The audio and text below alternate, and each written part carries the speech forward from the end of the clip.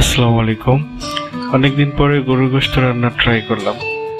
আসলে একটু একটু রান্না জানাটা খুবই দরকার, তাহলে বিশেষ করে ব্যাচেলার এবং বিবাহিত ব্যাচেলার যারা, রান্না বান্না একটু একটু জানা থাকলে বাইরে খাওয়ার প্রয়োজন হয় না।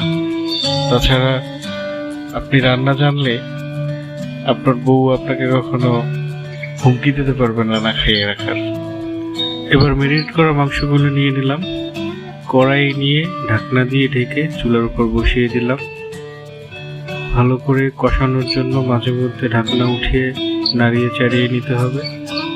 কষানো হয়ে গেলে তার মধ্যে অ্যাড করে দিতে হবে গরম পানি।